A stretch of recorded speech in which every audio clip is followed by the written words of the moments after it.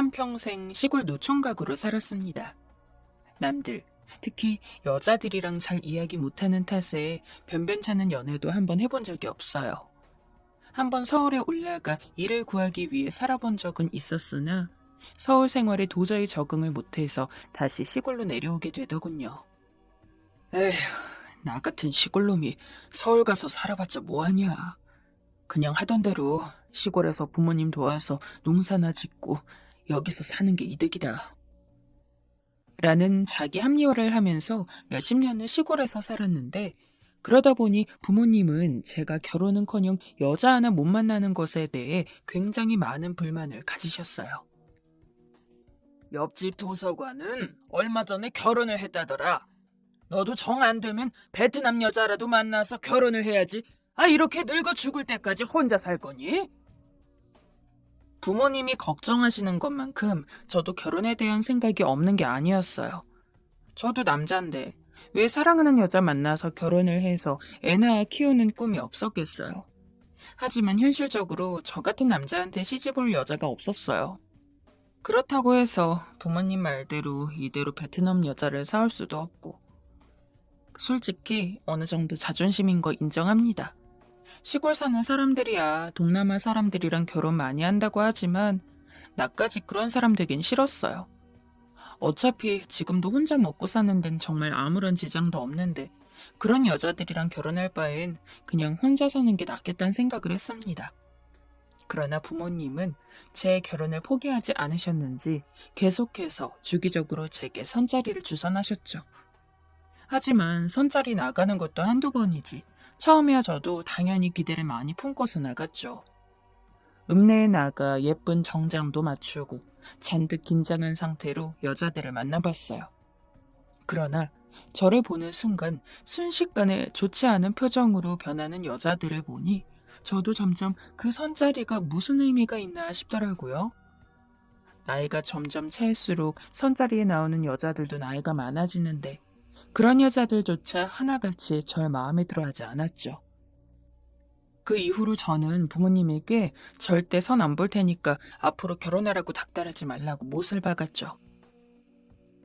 결혼할 만한 여자가 없는데 어찌 결혼합니까? 어머니 아버지도 이제 그만 포기하세요. 뭐 결혼하는 사람이 있으면 결혼 안 하고 사는 사람도 있지. 제가 하도 글이 나오니 한 몇 달간 부모님은 결혼에 대해 이런 반구도 하지 않았지만 부모님은 꼭 본인들이 돌아가시기 전에 제가 결혼하는 모습 보고 가야 속이 시원했을 건가 봅니다. 한동안 주선하지 않았던 선자리를 또 잡아오셨더라고요. 당연히 전 안 가겠다고 화냈죠. 저 선 안 본다니까요. 대체 왜 이러세요? 저 그냥 농사 지으면서 이대로 혼자 살다 죽을 거예요. 여자들도 저 같은 놈 거들떠보지도 않아요. 그만하세요, 제발. 우리가 다 걸고 얘기했는데 이번이 정말 마지막이야. 우린 정말 네가 결혼하는 거 보기 전까진 눈 감고 무덤에 들어갈 수가 없어. 심성이 너무 곱고 착한 애니까 한번 만나라도 봐라. 이 애미애비 마지막 소원이야. 죽은 사람 소원도 다 들어준다는데 부모 소원 한번 못 들어주니? 부모님이 아주 눈물을 찍어내면서 저에게 호소하는데 그걸 떨칠 수가 없더라고요. 그래서 정말 마지막이라고 만나만 보겠다고 해서 선자리에 나갔어요. 그냥 별로 기대도 안 돼서 반팔에 반바지 차림으로 대충 샌들 끌고 나갔어요. 제 처지에 무슨 몸매 좋고 젊은 여자가 나올 리도 없고 커피 한 잔 시켜놓고 한 10분쯤 기다리니 웬 여자가 제 쪽으로 다가오더군요. 그런데 저는 얼굴을 보고 기함했습니다. 저 역시 잘생긴 편 아니지만 솔직히 여자 얼굴 보고 저는 그 자리 박차고 일어나서 바로 뛰쳐나가고 싶었어요. 그럼 안 된다는 건 알지만 부모님이 노망든 건가 하는 생각도 했습니다. 심성이 고운 건 고운 거고 얼굴은 별개지. 제가 무슨 절세미인을 소개해달라고 한 것도 아니고 그래도 그냥저냥 평범한 여자 정도는 돼야 할 거 아닙니까? 그런데 여자는 저보다 나이가 10살 정도 어린 걸 제외하면 아무런 장점이 하나 없었어요. 쉰이 다 되어가는 제 나이에 10살 어려봤자 거의 마흔이거든요. 안녕하세요.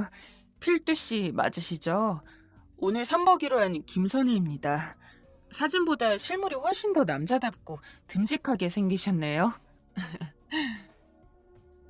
진짜 부모님이 주선한 선이었으니까 아무 말도 안 하고 그 자리에 앉아 있었지, 만약에 친구 녀석이었다면 그놈과 끝장을 봤을 겁니다.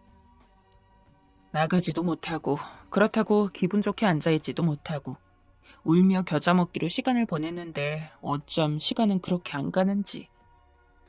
여자는 내심 제가 마음에 든 눈치인지 자기가 커피도 사겠다고 하고 시도 때도 없이 제게 이런저런 질문을 했습니다. 저는 그럴 때마다 여자가 제게 관심을 꺼줬으면 하는 바람으로 단답을 했지만, 필두 씨는 참 과묵하시네요. 저 과묵한 남자 좋아하는데. 라는 통에 뭐 어떻게 할 바도 없었어요. 그날 집에 가서 부모님께 엄청 화냈죠. 제가 아무나 결혼할 거였으면 진짜 결혼했을 거예요. 차라리 훨씬 어린 베트남 여자랑 결혼하는 게 낫죠. 어떻게 저런 여자랑 결혼해서 살라고 말씀하시는 겁니까? 얼굴도 못생겼고 몸도 나보다 2배는 두꺼워 보이는데. 아무리 내 상황이 큰 소리 낼 만한 상황은 아니더라도 이건 너무하잖아요, 정말. 사실 여자가 마음에 안 들었던 이유는 얼굴이 못생긴 것도 있었지만 무엇보다도 몸에 살이 너무 뒤룩뒤룩 쪄 있어서 그랬어요. 제 키가 173에 70kg인데 여자는 저보다 한 15cm는 작아 보였어요. 그런데 몸무게는 좋게 80kg이 넘어 보이더라고요. 막말로 그게 여자입니까? 돼지지. 여성적인 매력이 아무것도 느껴지지 않는 사람이랑 대체 어떻게 결혼 생활을 하라고 부모님은 그런 여자를 저에게 소개시켜줬는지 당최 이해가 가지 않았죠. 하지만 부모님은 화를 내는 제게 진정하라고 하면서 심성은 착한 애라고 잘 생각해보라고 하시더군요. 여자 얼굴 보고 사는 거 아니야. 앞으로 한평생 네 반려가 되어서 살 여자인데 무엇보다도 심성이 착하고 생활력이 좋아야 하지 않겠니? 비록 겉보기엔 네 마음에 들지 않을 수 있을지언정 내가 걔만큼 착하고 똑부러진 앤 본 적이 없어. 그러니 너도 몇 번은 더 만나보고 생각하렴. 정말 다시는 만나기 싫었어요. 하지만 정말 부모님의 성화로 진짜 하는 수 없이 몇 번 더 만났지만 아무리 봐도 이성적인 마음이 생기질 않았죠. 여자는 제게 적극적으로 관심을 표현하고 들이댔는데 그럴 때마다 저는 어떻게든 여자를 멀리하려고 안간힘이었어요. 게다가 처음에는 그저 몇 번 만나보라던 부모님의 말이 진짜 몇 번 만나다 보니까 그 이후로는 그냥 눈 딱 감고 결혼 한번 하라는 식으로 말이 바뀌었습니다. 아니, 생활력이 강한 것 좋지만 당장 같이 살아야 할 제 마음에 들어야지 부모님 마음에 들어 뭘 합니까? 저는 저렇게 자기 관리도 못하는 여자랑 한평생 살고 싶지 않았어요. 그러나 현실적으로 매일같이 연로해 가시는 부모님, 아픈 곳이 많아지시는 부모님의 모습을 볼 때마다 정말 저런 여자랑이라도 결혼을 해야 하나라는 생각을 안 할 수 없었죠. 결혼에 대해 진지하게 고민할 때마다 어찌나 자괴감이 드는지 술을 잔뜩 마셨어요. 아무리 내가 50이 다 되는 나이라곤 하지만 어떻게 저렇게 못생긴 여자와 결혼해야 할지 모르겠는데 한편으론 부모님 말씀대로 더 늦기 전에 결혼을 해서 가정 꾸리는 게 안정적이긴 할 수도 있을 것 같다는 생각도 들고 흔들리는 절 알았는지 부모님은 제 결혼 성사에 열심히셨어요. 진짜 마음 하나만큼은 너무 착한 아이다. 막상 살아보면 저런 애 없다는 거 확실하게 알 수 있을 거다. 네가 어린 나이면 내가 이렇게 결혼하라고 이야기도 안 해. 너도 알잖니? 자식 이기는 부모 없다고 하지만 반대로 부모 이기는 자식도 없는 것 같습니다. 결국 저는 결혼을 어느 정도 마음에 두고서 그 여자를 한 3번 정도 만나봤어요. 부모님은 이미 충분히 만났으면 됐지 뭘 또 만나냐고 그러긴 했지만 그때야 솔직히 결혼 생각이 없던 상태로 봤던 거라 대충 만났고 지금은 이제 저도 결혼에 대해 진지하게 생각하고 있으니까 구체적으로 그 여자가 어떤 사람인지 알 필요가 있었죠. 확실히 그런 마음을 갖고 만나다 보니 여자는 여러모로 똑부러지고 부모님 말씀대로 살림 하나는 정말 제대로 할 것 같았어요. 아주 오래전부터 여자네 부모님이 바빠서 어렸을 때부터 집안일 하는 게 습관화가 되어 있다고 하는데 그래서인지 뭐 하나를 사도 엄청 잘 알더라고요. 집안일 하는 모습을 본 적은 없지만 이야기를 들어보면 그런 쪽에서도 확실히 익숙하고. 그래, 얼굴만 보고 사는 것도 아닌데 저 정도면 괜찮은 여자 아닐까? 좋은 점도 발견했고 결혼에 대해 어느 정도 긍정적인 마음도 있었지만 실제로 결혼하기까지는 저도 좀 준비가 필요했어요. 그래서 애써 그 여자의 장점만을 생각하고 겉으로 보이는 단점은 최대한 생각하지 않으려 했던 것 같습니다. 제 자신에게 계속해서 그 여자에 대한 좋은 점을 주입했어요. 실제로 그 여자는 마음도 착하고 예쁜 것 같고 결혼하게 되면 확실히 제 쪽에서도 실보다는 득이 더 많을 것 같은 사람이었죠. 그렇게 저는 그 여자와 만남 아닌 만남을 가진 지 한두 달 정도 만에 결혼을 마음먹게 되었어요. 솔직히 잘 사는 서울 사람들처럼 크게 식을 올릴 돈도 없고 그냥 농촌에서 가족이랑 동네 사람들 모아서 조촐하게 결혼식을 올렸는데 저희 부모님 그날 하루 종일 우시더라고요. 저 결혼한 게 기쁘다고. 부모님 돌아가시기 전에 큰 효도나 하나 했다고 생각하면서 버텼습니다. 딱히 신혼생활을 일할 것도 없이 결혼하고 나서 바로 저희 집에서 아내와 같이 살았어요. 그리고 아내는 그 누구보다도 저희 부모님께 잘했죠.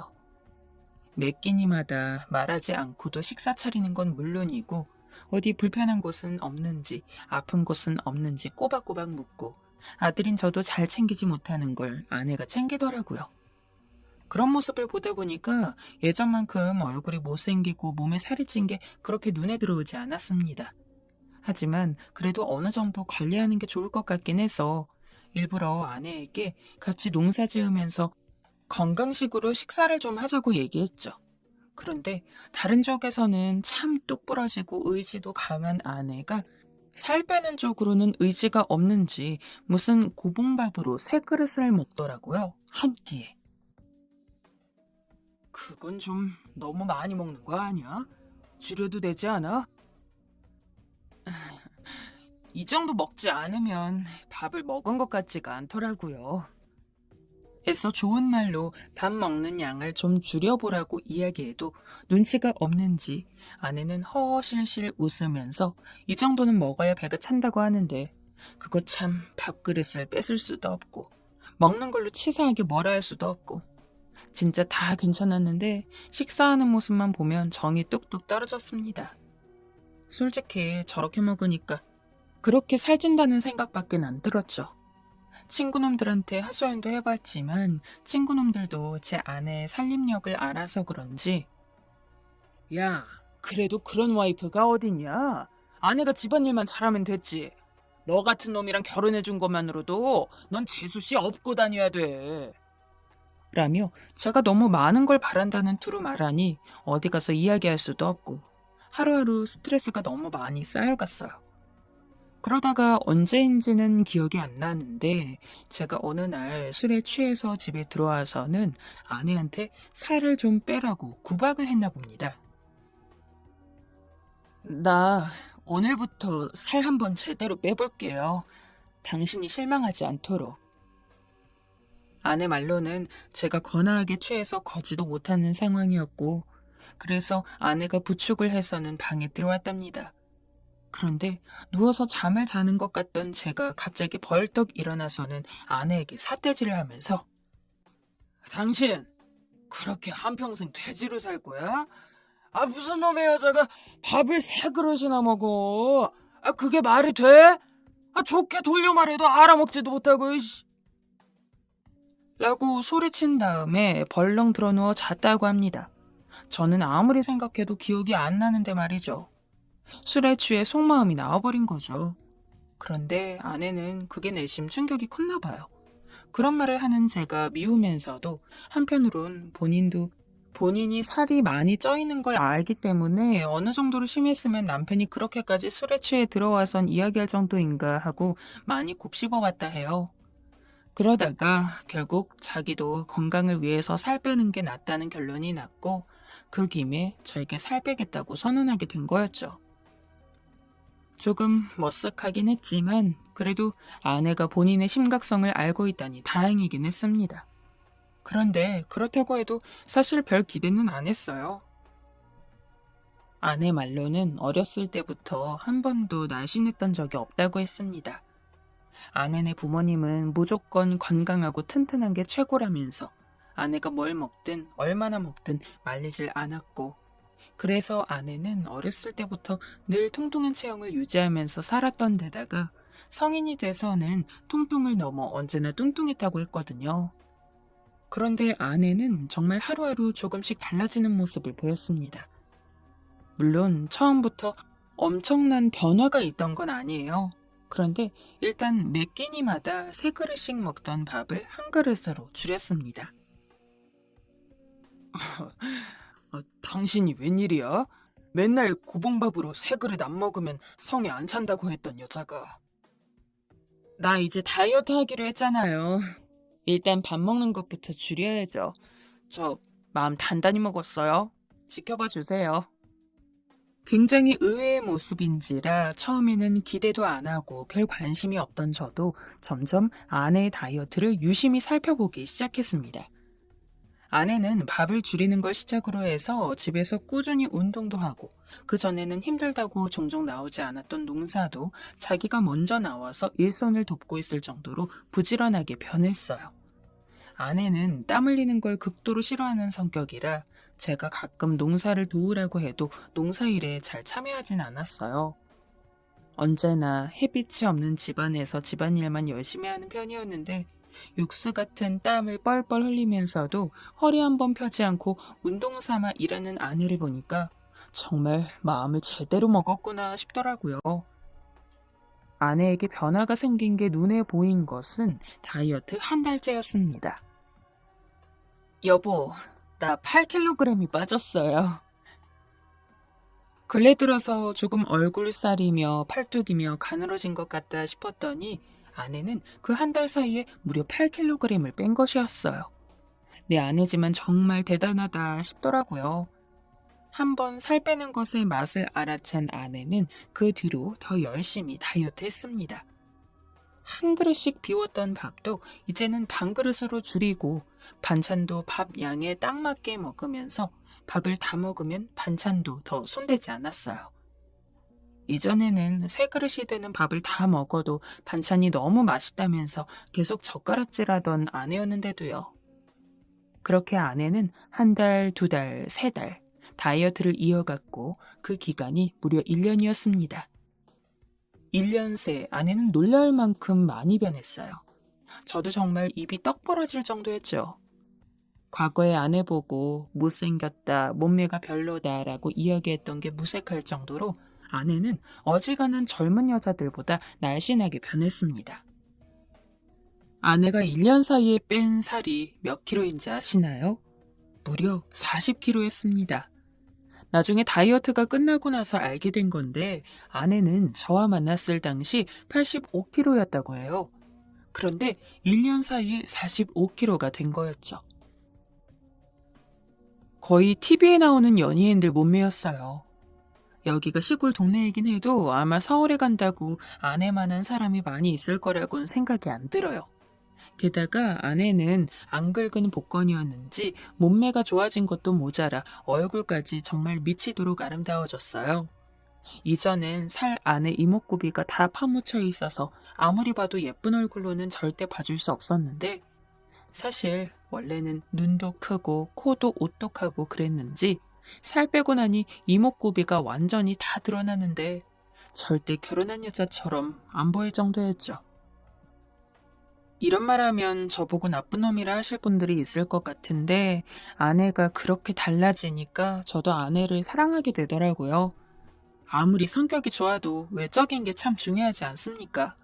게다가 아내는 다이어트한 뒤로도 그걸 유지하겠다고 다시 이전처럼 막 먹거나 그러지도 않았어요. 사실 결혼하고 한동안은 아이 생각이 없었는데 아내가 그렇게 보기 좋게 바뀌니까 자연스럽게 아이에 대한 이야기도 나누게 되었습니다. 아내나 저나 더 늦기 전에 아들이든 딸이든 하나는 있어야 했으니까요. 그래서 아내가 다이어트에 성공한 후 1년 뒤 저희는 아들도 하나 갖게 되었어요. 그렇게까지 되니까 정말 더 바랄 게 없더라고요. 네 아내 어쩌다 저렇게 용됐냐? 정말 부럽다. 동네 친구들은 확 바뀐 제 아내를 보고 놀라면서 언제나 제게 부럽단 말을 일삼았고 저는 그럴 때마다 콧대가 하늘 높이 올라갔습니다. 저희 동네에서 제 아내만큼 아름다운 여자가 없었죠. 게다가 아내도 예뻐지고 나서 본인도 뭔가 자신감이 생긴 모양이었어요.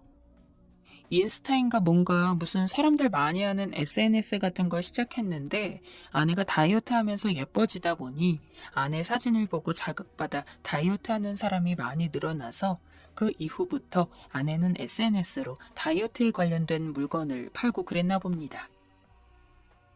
여보, 저 이번에 수익 난 거 들어왔어요. 당신도 한번 봐봐요. 저 잘했죠? 제 다이어트 전후 사진을 본 사람들이 구매해줬어요. 그리고 다이어트 업체들에서도 광고해달라고 연락이 많이 와요. 저는 아내가 보여준 통장을 보고 깜짝 놀랐습니다. 아내는 물건을 판 지 한 달 만에 무려 3천만 원이라는 수익을 얻었거든요. 농사랑은 방식 자체가 다르긴 했지만 사실 버는 돈만 따지면 이젠 아내가 저보다 돈을 훨씬 잘 벌고 있는 지경이었어요. 아내는 완연한 중년이긴 했지만 이제서라도 이런 즐거움을 알게 된 게 너무 좋다면서 매일같이 운동하고 사진 찍고 SNS를 통해 물건을 팔면서 시간을 보냈죠. 어느 날은 SNS로 알게 된 친구들을 만나러 간다길래 제가 큰맘 먹고 서울까지 보내줬습니다. 그런 일들이 하나도 아깝지 않았어요. 아내는 언제나 자기 수익의 대부분을 저에게 줬고 그 덕분에 저는 그 어느 때보다도 풍족하게 지낼 수 있었으니까요. 부모님한테도 이 사실을 이야기하니 아유, 내가 그러니까 이 결혼 꼭 하라고 했지? 정말 우리 며느리가 복덩어리다, 복덩어리. 하고 의기양양해 하시는데 막상 이렇게 된 거 보니까 부모님에게 할 말도 없고 실제로 저는 부모님이 결혼하라고 닥달하지 않았으면 절대 아내랑 결혼하지 않았을 테니까요. 지금 저희는 시골을 벗어나 서울에 살고 있습니다. 아내가 활동하기에 서울이 좋기도 하고 사실상 지금은 제가 농사 짓는 것보다 아내가 하는 일을 돕는 게 수익이 훨씬 좋기 때문에 농사는 따로 인부를 써서 진행을 하고 있고 저는 서울에서 아들과 아내와 셋이 지내고 있어요. 서울에 아예 정착하게 되면서 걱정을 안 한 건 아니었습니다. 왜냐하면 아내가 예뻐진 만큼 눈독 들이는 남자들도 많을 게 뻔했으니까요. 저랑 손잡고 길가를 가고 있는데 아내에게 축원되는 남자도 있었습니다. 그래도 아내의 한결같음을 믿고서 서울에 올라왔고 실제로 아내는 한눈 한 번 안 팔고 늘 저와 아들을 위해서만 살고 있습니다. 예쁜 아내가 내조까지 잘하고 심지어는 돈도 잘 벌어오면서 눈에 넣어도 아프지 않을 아이까지 함께하고 있으니 정말 저 같은 시골 노총각 인생에 이런 기적이 있어도 되나 싶을 정도로 행복합니다. 근래 들어서 약간 고민이 있다면 평생 농사만 짓고 살아와서 그런지 제가 서울에서 할 일이 없다는 거였어요. 기껏해야 막노동 정도? 그런데 그런 공사판 일도 매일 있는 게 아니다 보니까 사실상 지금은 아내 수입의 대부분을 의존하고 있습니다. 그래도 남자가 체면이 있지 맨날 아내에게 의존해선 안 되기 때문에 뭐라도 하려고 하는데 이 나이 먹고 내가 서울에서 뭘 할 수 있을지. 아내는 저한테 당신은 너무 신경 쓰지 마요. 어차피 돈은 내가 벌고 있는데 무슨 상관이에요. 라곤 하지만 제 자존심이 이 상황을 그냥 두고 볼 수가 없습니다. 혹시 저 같은 시골 출신도 아파트 경비원 같은 일을 하면 잘 할 수 있으려나요? 이것저것 알아보곤 있는데 서울은 안 그래도 일자리가 없어서 참 고민이긴 합니다. 그래도 솔직히 지금은 아내가 있어서 버티고 있어요. 아내는 바빠도 집안일은 꼭 자기가 해서 저는 집에서 손댈 일도 없고요. 친구놈들은 저한테 행복한 고민이라면서 구박하는데 고민하는 건 진심일지언정 어느 정도는 행복한 고민인 것도 맞는 것 같습니다. 옛말에 부모 말 들어서 후회할 거 없다고 하는데 정말 그런 것 같아요. 부모님 말 잘 들어서 이렇게 지금의 아내를 만나게 된 거 아니겠습니까? 진짜 제 인생 최고의 선택이었다고 해도 과언이 아닙니다.